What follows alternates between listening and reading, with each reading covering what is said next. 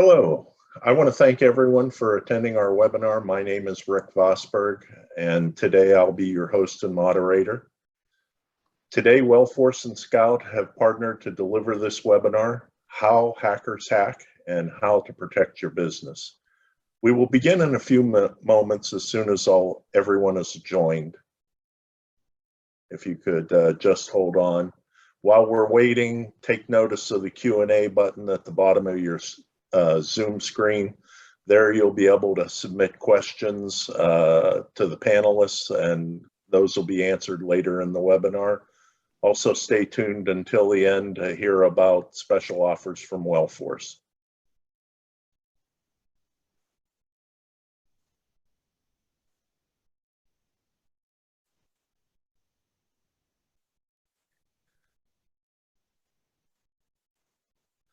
Okay, I think we're ready to go. Let's get started. I wanted to introduce today's panel. Once again, I'm Rick Vosberg from Wellforce.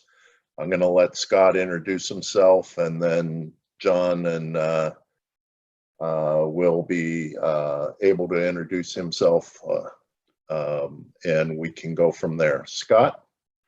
Hey, thanks, Rick. Hey, everyone. My name is Scott Midgley. I'm the Chief Information Officer at Wellforce. I oversee our communications and our outreach, as well as help develop our strategic offerings. But I'm also our security evangelist. I'm out there trying to spread the word that businesses and organizations need to get on the ball. Security is critical, and you need to protect yourself on there. You've worked hard to build that business. Let's keep it secure. Thanks, Rick. John? Awesome. All right. Thanks, Rick. Thanks, Scott. Hey, my name is John Donino. I am a sales engineer here at SKOUT Cybersecurity. My background includes everything from security compliance, cybersecurity frameworks, cloud security. Most of my time was with dealing with really SIM technologies. And I'm excited to be here today and show you guys some demos of how hackers hack. And I think we'll have a good time. Awesome. Great, great. With that, I'd like to get started and talk a little bit about Wellforce. In a brief overview, Wellforce is a leader in next generation of technology support for organizations. Over time, you've seen technology firms ranging from break-fix support companies that maintain status quo to specialist organizations that deal with ERP or CRM or any of the supply chain and security. But with the pandemic, things have changed. Organizations have leapfrogged and by some estimates over 5 years in their digital adoption. And it's true. I mean, if you think about it, organizations are using video conferencing for collaboration with employees and customers that previously only met and talked in person. Now organizations rely on the cloud for data and data input. They work remotely. Yes, much has changed. Including the need to share information faster than ever.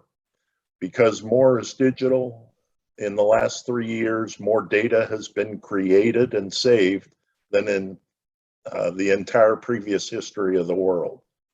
I mean, that just gives you some idea of how much has gone digital.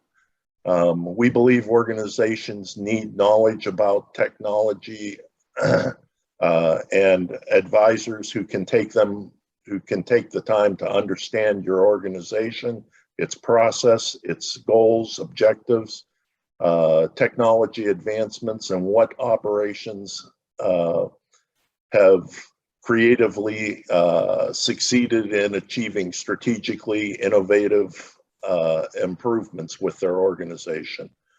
Wellforce and its partners are driven to coach technology users who we provide services to. Wellforce is helping you succeed today.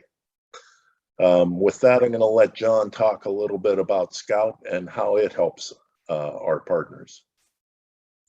Yeah, thanks. So To kind of put it into one sentence or one headline, Scout is a nationally recognized cybersecurity provider that partners with top-tier IT firms to provide a full suite of products available to help protect, prevent, and respond 24/7 by 365.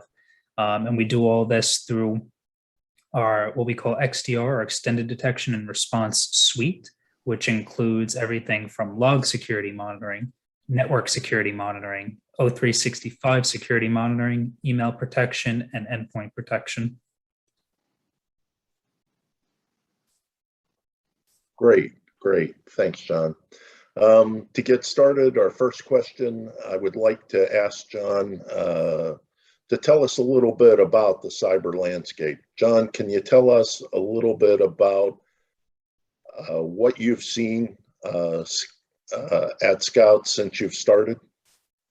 Yeah, absolutely. So, the cybersecurity landscape is so important because of the huge shortage of talent, right? We often hear about the skills gap, right? There's over 500,000 jobs that will go unfulfilled in the cybersecurity field across the US because of this. So cybersecurity talent is hard to find. That's what we kind of pride ourselves on at Scout, because we have such talented people working here. We have a full suite. I mentioned a 24/7 by 365 SOC with those accredited SOC analysts that really help us put all this together. In terms of the types of threats that we're seeing out there, really, 99% of this stuff is really the same, right? It's the basic tried and true things out there. It's phishing, right? Malicious emails. It's ransomware, of course. Ransomware is big right now in the news, and everyone's getting hit with it, big and small, right? So most businesses say, they're too small to be attacked, but 65% of the attacks are to small and medium-sized businesses because they don't have that same level of protection, and they're kind of an easy target, right? So that's where we step in and really want to try and fix that. So, and not to mention the whole work from home thing, right? Yeah. That kind of blew up real quick. So, I mean, literally, overnight, organizations had to turn on a dime to really support a dispersed workforce, right? For so many years, we've been, when I say we, I mean sysadmins or what have you, securing one location, right? We had one network, one location, and that's all we had to do to protect our organization. But now you have everyone across the whole country, or even around the whole world, really is kind of what we're seeing with this whole work from home model, or really work from anywhere. So now we have to secure the perimeter. Basically got huge, right? From one location to everywhere. So big challenge. Yeah, I think as the famous quote is, you've either been hacked or you don't know you've been hacked. And the challenge out there today is, most MSPs are being forced to respond that, there was a whole category of security MSPs created, but it's really a part of your business every day, and no one can deal without security. To share some thoughts on that, Scott, I'd like to ask you, what are some of the risks you've seen recently? Okay. I mean, yeah, much like John was mentioning, ransomware has certainly been a major problem. If we think back over the years, we've seen, an increase pretty significant in the number of attacks, but there's also an evolution in the sophistication in terms of the methods and vectors that are actually involved with these. I mean, there are documented ransomware attacks that go back to like 1989, but they were relatively uncommon until like the mid 2000s.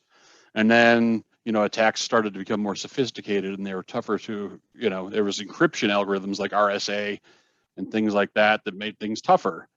And because there had been less of a sophisticated focus for a long time on the security aspect of things, it was sort of you ever see that movie Catch Me If You Can? So you've got like attackers playing the role of like Leonardo DiCaprio and like sysadmins and security people. And when I started, there wasn't really security people so much. It was the IT staff, whoever was there, and they wore like 15 hats, and they were playing like the Tom Hanks role on there. But I mean, if you've been in the industry long enough, I mean, you've seen and you've experienced stories that you can still cringe about. I mean, I remember being on site at customers' locations in the very early days of like CryptoLocker. And there was literally like this helpless feeling of like, how are we supposed to proceed? There's no information about this. What are we supposed to do about this? I mean, let's explain to the customer, but we don't really know what we're supposed to do to remediate it. I mean, do we isolate the network? Do we just, how do we actually determine the extent of the attack? So, I mean, it's those type of things that have all evolved. But also, recently we had, for one of our customers, they faced an email-based attempt, an attempted attack that was sort of simultaneously sophisticated yet very simplistic all at the same time. We had been pushing as part of, what we do in terms of road mapping and making sure that things are in place. We had wanted to have them implement MFA over the course of months and months. No success. We weren't making any headway with this. Support team received a notification from the customer indicated they believed they'd been hacked. So we started, we jumped and started investigating and found that the attacker had managed to gain access to one of the partners' email accounts. And what they did is they simply sat back once they were inside and observed. Basically, they were sitting there and they were looking who makes financial requests, who approves stuff, all that kind of stuff. And then they set up rules that directed anything related to finance. There's a series of like keywords and all that kind of stuff. Anything that was related to those type of requests, they directed the emails via the rule straight to the RSS feed. So the partner had no idea any of these were even being received. He didn't know what was going on with anything because who checks the RSS feed, right? And from there, he began making requests. The attacker began making requests to the different finance group to approve wire transfers as the partner. And really what saved them initially, and this actually I feel like reflects pretty good on us, but what saved them was the greed of the attacker. He was asking for these enormous wire transfers going directly through, and which set up a red flag right away, because they've been, that's one of those things that's, does this make sense? Would this partner be asking for you to transfer $50,000 into an account without anyone else? And one of the other partners, he would acknowledge, he goes, had the amounts been smaller, we probably would have missed this, because they have a certain ceiling, and anything below that, the finance department has the ability to actually, make the call on that. But they recognize that this seemed to be odd behavior, because we have had, we've provided them training, what to look for, because things like this and social engineering, all these things, those are methods as to how they actually trick you. So ultimately we were able to get everything locked down, secure the account, and prevent any, what could have been disastrous issues from occurring. Because we've always maintained with our customers a policy of security awareness. If they're not going to do anything else, like adopting a solution, things like that, we are going to let them know at a bare minimum what's going on here. So hopefully they're more informed and actually will make the proper decisions on there. Because the biggest vulnerability often lies with the end users. So it's a crucial first step to keep them informed. Yeah, and by the way, MFA was implemented tenant-wide within 48 hours at that point. We immediately got notification of that. So yeah, usually it worked out in the end. But yeah, I mean, I had never seen, the redirection to the RSS feed. I mean, that was pretty sophisticated, but so simple. You know what I mean? And no one was going to think about it. And I think, like you said, it's just dumb luck that the people got greedy, which made it easy to catch. Had it not, you know, you may not be so lucky. Yeah. Right. I mean, that's the thing, is because, you know, you often run into that where there's not always this, let's focus on this. So, you know, if you're going to kind of be cavalier with the security suggestions, you know, you need to implement this, you really should get this, and let's beef this up, et cetera, et cetera. You would not be doing your due diligence if you didn't at least say, well, here are the things that you need to look for. Here are the things that are out there, need to be aware, be careful. And, you know, that information ultimately ended up helping us to keep this from becoming a problem. So I think the other thing is we all tend to think of like the Colonial Pipeline, that they're going to shut down our business. What you described is a situation where they actually gathered intel about the business. Could have been, you know, business secrets. It could have been just understanding the organization so that you can be more intelligent when you are spoofing like someone, so that it become harder to detect that somebody's in there working in your system just like one of your employees. sure, absolutely. Scott, I know usually takes you've a while Sorry, John, what you've was that? done over a year now. We've been taking companies remote, and you've been leading the charge on that. What type of new risks do you see being associated with that? What I would say is that there are definitely some of the same as there have been in terms of like phishings and passwords, areas where there's vulnerabilities. But what I would say is they're actually heightened now because people are not within, say, a protected domain. And let me give you an idea of what I'm talking about. So if we look at phishing, and normally if say you were on a corporate system and you had MFA, that's all great. But you still need to be able to look for things. And often there are times when information, more particularly intra-company information, sometimes you do it face-to-face, sometimes it's over the phone, sometimes it's over a chat function. Some of those things are less frequent now. Sometimes they're more, but sometimes it's less frequent. And someone sitting at home without that information could get something that tells, you know, and if they're not engaged in the same way, you know, they've had less communication over time, possibility exists that phishing becomes a bigger vulnerability than it would have been. They become what we would really look at as like a weaker link in that chain.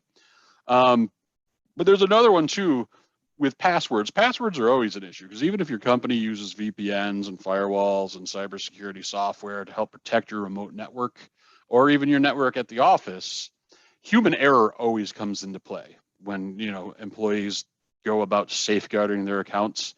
Usually it's with insufficient passwords. And what do you mean by insufficient passwords? Well,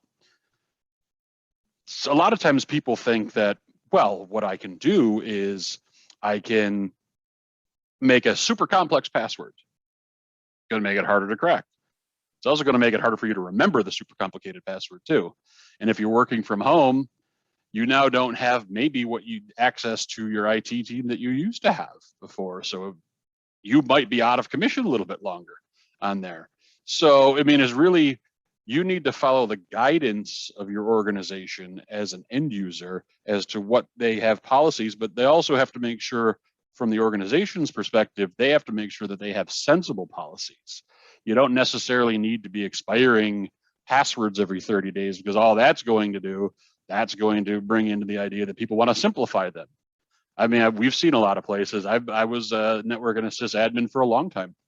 And one of the things that you found is if things were expiring, people would literally set up like in a series. So they might have had, you know, password 1, and then when that expires, password 2, things like that. So people working at home, a lot of times they think it's going to be, there's less restriction on them. So they're like, I'm not going to have to worry about that so much. Well, that can become an enormous problem. And then a third thing that I would say is file sharing. Depending on the type of systems that you have, just passing like unencrypted, not protected information could become an enormous problem very quickly on there. If you're not protecting your data, and who knows what is being passed? There could be personal information being passed. Well, what does that set you up for? If there's a hacker in there and there's personal information going around there and it's not encrypted, does someone end up getting their identity stolen? I mean, at what point, are we looking at this and saying, let's do what we need to do to protect ourselves? We have our financial data, we've got our personal data, we've got all of our confidential client information. We're sharing that back and forth. Do we really want that information to be not protected? So, I mean, that is a big one there. And there's two other ones that I think people may have thought of, but not really. One of which is like their home Wi-Fi. I mean, how many people do you know manage, like they got a wireless router at their house? Go in and make sure that they got the latest firmware and everything's patched like that. I mean, who does? I mean, I do that, but how many people do that? So if you are not getting the latest patches or checking that to make sure that everything's updated, there are vulnerabilities being created on there because those vulnerabilities that are found and exposed are not being fixed.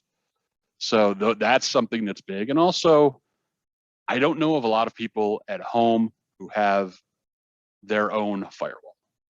I'm not saying that you need to have one, but if you don't have one, you probably need to make sure that you are very secure in a lot of other areas to make up for that. Because Wi-Fi, being what it is, people can access information through that.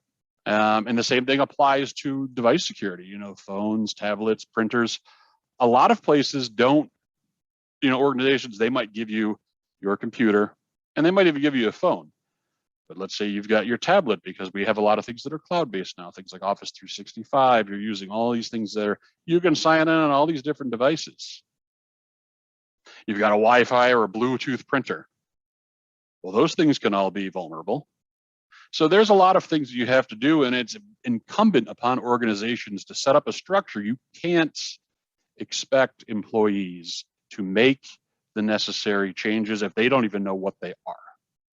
So that's ultimately what I want people to understand, that the organization has to help their staff so that they're aware, so they know what they have to do, what they have to look for. Make sense? Sure. Thank you, Yeah. Scott. Yeah. Now, Jeff, as a technical evangelist, we spend a lot of time talking back and forth between our two companies about the cyber landscape and what's changing, and you're on the front lines. I'm sure you've seen a lot of threats. Can you tell us about what kinds of things you've seen recently? Should probably take myself off mute there. Yep, happens too often. We work from home. Sure. Yeah, well, like I said, it's really the same stuff, right? Scott was talking about, this stuff is getting bigger. It's attacking more people, and encryption algorithms of certain pieces of ransomware do increase, right? Larger keys, making it harder to decrypt and whatnot.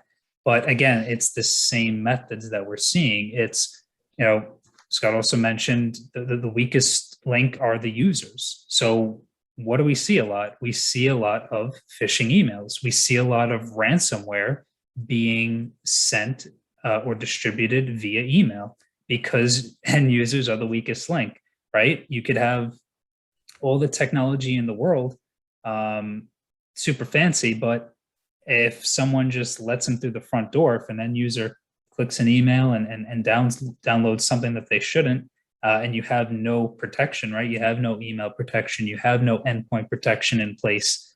Well, then really it's game over from there. Yeah.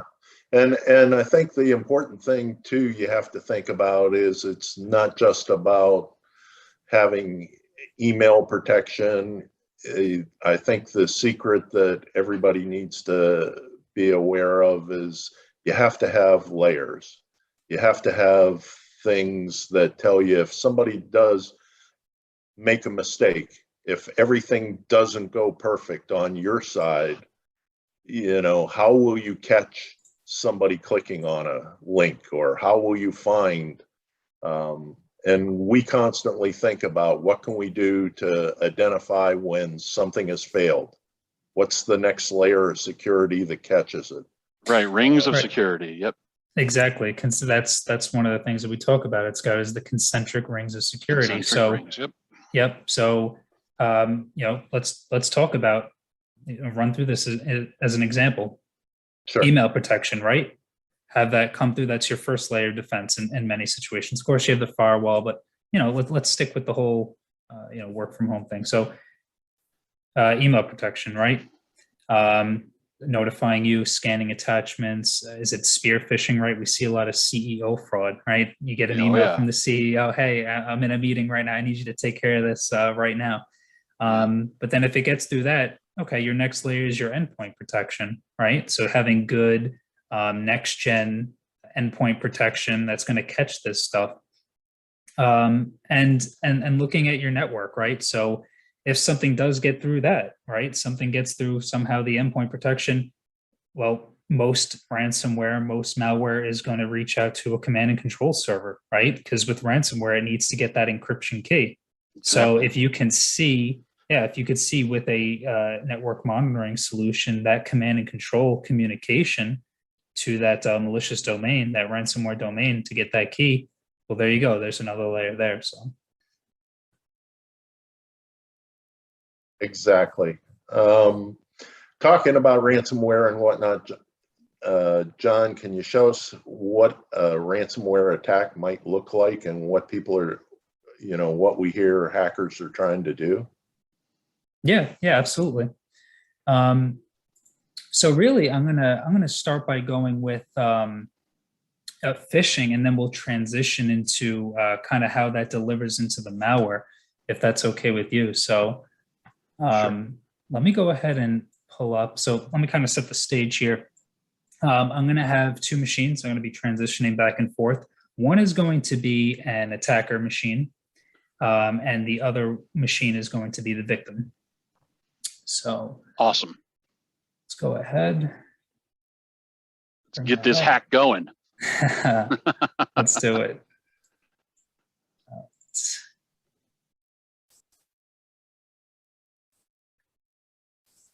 Perfect. Y'all should be able to see that now. Yes, sir. All right. So, on the left side there, we have Zfisher. So this is going to be basically a tool that helps me craft brand impersonation links. And you can see I have a whole menu that I get to choose from, whether it be Facebook, Instagram, Google, Microsoft, which is the one we'll be doing today. And then on the right side there, I have the attacker email account. So this is the email account that I'm going to be sending out my phishing emails from. So let's go ahead. I'll choose option 4 for Microsoft.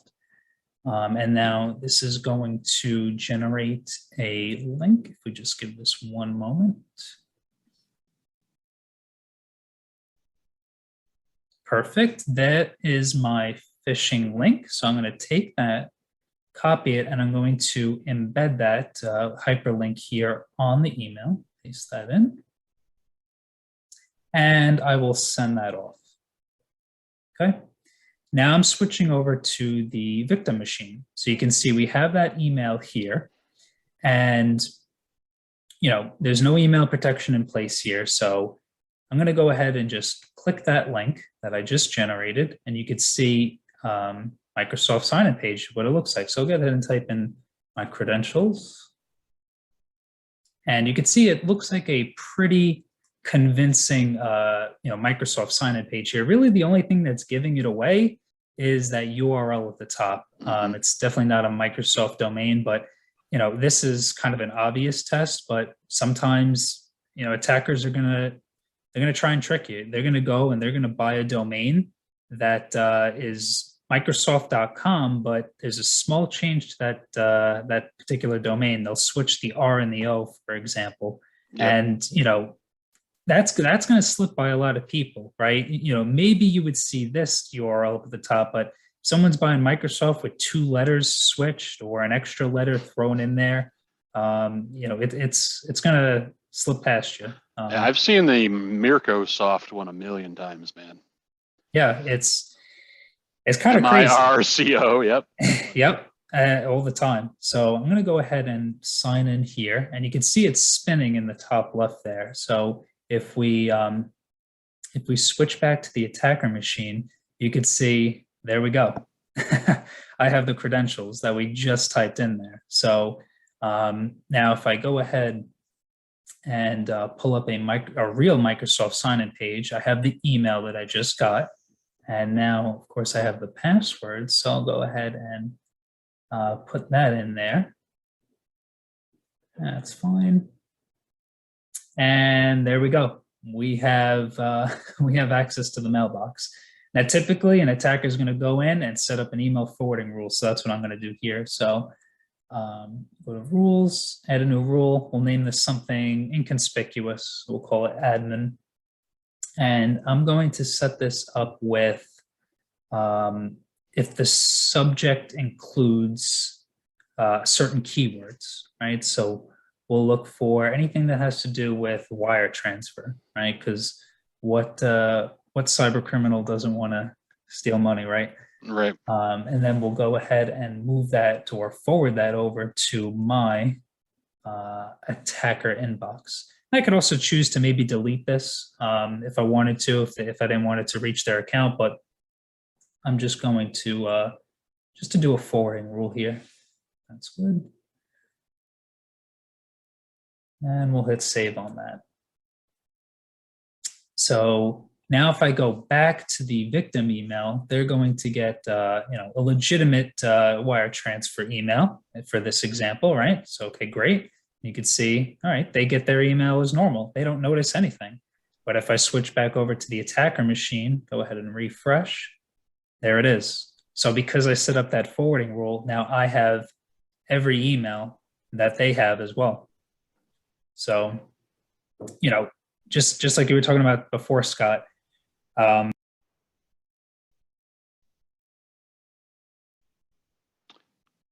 you're muted. There it is. There it is. Wrong hotkey there. Yeah, but you were talking about that before, Scott. You wouldn't even know, right? With a lot of these attacks, they're going to do it on the sneak, and they're not. In this case, I'm getting your email, and you're not even noticing, right? Right. In certain situations, I may want to, prevent you from receiving that if it's a one-time, sort of email. But sure. Yeah, I mean. And how would you know? Right, exactly. I mean, exactly. You know? I think the interesting thing, John, is when I first started looking at this, I was amazed that I always thought hackers, you kind of envisioned in your mind that they were sitting behind a keyboard. They're doing all this magical programming and things, and didn't realize till I started, and hopefully our attendees have noticed that wasn't something you programmed. You just went to some software that's out there on the web and started picking, clicking on different things and having it help you hack into companies. And really a lot of that goes on today that, you just don't suspect until you start looking at how automated and how digital things have gotten. 100%, right? I didn't make that program. That's freely available. Same thing with ransomware, right? Are there people out there coding their own ransomware? Sure, but that's not how a lot of this stuff happens. They're going for the path of least resistance. There's ransomware as a service, right? We hear software as a service, Google Docs, or infrastructure as a service with Azure, AWS. Well, there's stuff for cyber criminals out there too. There's ransomware as a service where you just go ahead, pay $150 and you have a piece of ransomware in your inbox. Off the shelf, baby. Off the shelf, exactly. Which is a perfect transition to the next topic, which is ransomware. So to kind of set the stage before I show you the demo on this. So let's make up a scenario here. Example Corp is a public company, and news just broke that they had record earnings this quarter, right? So everyone's excited. And the attackers see this, right? So they see this as a perfect opportunity to take advantage. So the attacker starts by conducting reconnaissance on maybe the CEO, finding their name, maybe finding how they speak, right? How they write emails. And then the attacker reaches out to maybe a sales rep at Example Corp via email. And the reason they're doing this is to maybe find out the format of Example Corp's email and what their email signature looks like. So, for example, is it john.doe@examplecorp.com? Is it jdoe@examplecorp.com, right? These types of things that they're looking for. And then after the reconnaissance, they're going to start crafting their attack, right? So the attacker is going to go buy a new domain, and they're going to get one very close to examplecorp.com, right? So let's say they'll buy EXAMPIEcorp.com. So that lowercase L, that capital I mean, I don't know about you guys. I'd be hard pressed to notice that if I were to receive an email like that. So then they're going to make an email on that domain that they just purchased. So they're going to make an email that matches that same format of, of the corporation and the CEO's name. So from there, the attacker is going to just paste in that email signature that they got from the salesperson, right? And they're just going to swap that sales rep's name out for the CEO's name, put in the CEO's title, and then attach a piece of ransomware that's disguised as a PDF, right? Most of the times, they're not doing this. They're taking that ransomware, popping it in the email, sending it off. So now that I kind of set the stage there for you, let's kind of see how ransomware behaves once it is on the system. So I have the other machine here, and you can see there is a what seems to be a Chrome executable. So this comes in all flavors. Bad Rabbit ransomware disguises itself as a Adobe Acrobat update, right? In this particular case, we have what seems to be a Chrome exe. So I'll go ahead and click on that. And let's see, there's some spinning here, but it's not launching. And now we see a couple things pop up. So what's happening now is, this is ransomware, obviously. This is specifically Wannacry ransomware. And what this is doing, like what most ransomware does, is scanning the system. So it's looking for all the important files that it wants to encrypt. It's looking at shared drives, right? It's looking at backups. A lot of people, a lot of corporations have backups, but they don't segment them properly. And it's going to look for those backups and try to encrypt those backups. We'll just give this a second here. And there it is. So the files are encrypted. And you can see encrypted versions of those files are there. It's those blank white icons. I'll go ahead and allow this through the UAC.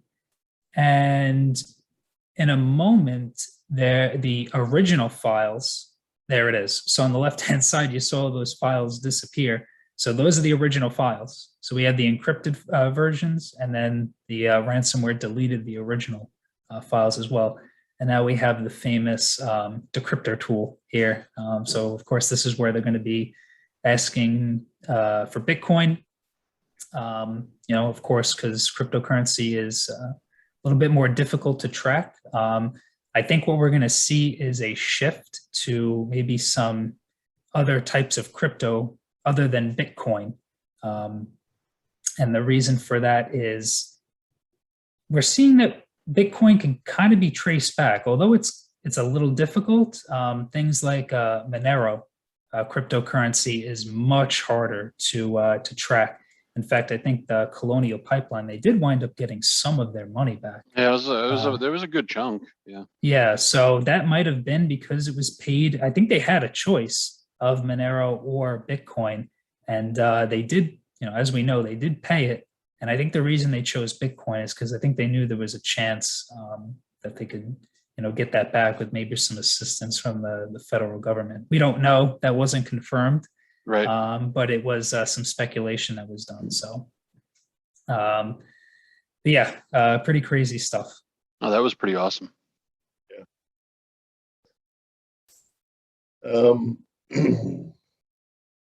John, what's your feeling on the what else is going to be happening with organizations and security going forward? I mean, everything is changing so rapidly. Hackers work 24 hours a day at their job, and we have to divide time over everything else that we do and personal lives. Seems like hackers don't have a personal life, or they have a very good one. Well, listen, those APTs, those advanced persistent threats. There's nation state actors out there, right? These sometimes it's a single person in their basement, but a lot of the times it's these big nation state actors who have unlimited funding, basically. But really, kind of the cyber hygiene that we recommend is it could be summed up in a few different steps, right? So one is finding the information that's most important to you and think about how it would affect your business if it was compromised. So, this kind of ties in with number 5, not to get too ahead of myself, but, determine what needs to be protected. One of the first things when you follow a cybersecurity framework is inventory. You need to have a database of what you even have, right? If you don't know what you have, you can't secure it. So you need to know what you have. You need to know what information is where, and really prioritize, security in that way. Number 2, again, we kind of touched on this. You need more than one layer of protection, right? So we talked about that defensive, that layered approach, that concentric rings around security. It's, if you were to use an analogy, it's like just having locks on your doors. It's good, but maybe you have an alarm system and you have cameras and you have a guard dog, right? So if one of those fails, if someone breaks through one of those, you have those other layers there.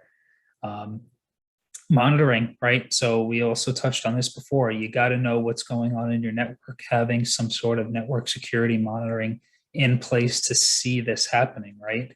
I forgot the exact number, but it's plus 100 days that an attacker goes inside of a network without being caught, right? So think about that. Think about someone sitting inside your environment for 100+ days before you even notice. And that could be significantly cut down with some sort of monitoring. Taking down that response time, again, that kind of ties in with number 3. You got to know. You can't be waiting 100+ days to find out that someone's been on your network, that someone's been siphoning all this data or just lurking and just waiting for the perfect time to strike. So really taking that down, that response time. And then the 5th is choosing a framework, right? At Scout, we really like NIST. We deal with CMMC. I'm familiar with ISO myself. And, because we often get, where do I start? Where do I start securing my business? And that's kind of a good way. Choosing a cybersecurity framework is going to give you not a checklist, right? It's not going to say exactly what to do. It's going to say, you need some sort of strong password policy. It's not going to say in many cases, you need exactly 18 characters right? It's just giving you an idea. You need some sort of perimeter security, right? So following a cybersecurity framework is really a great start to all of this. Fantastic. I mean, I think at Wellforce, we like to start with, we do some assessments that are really done very quickly because we understand and know what to look for, but looking at your organization and within a few days, a week, you can know a lot more about what's important, and then taking advantage of these 5 tips you've given and more, having a much more secure organization. And I think that's the secret, really, to assess where you're at and then begin to determine what are your priorities and make changes regarding those priorities. Absolutely. And with that, we've concluded. Hope you've enjoyed this webinar and understand more about what hackers do to hack and what are the dangers for your organization. I want to thank my guests and everyone who's participated here. Thank you. Thank you. Thank you, Rick.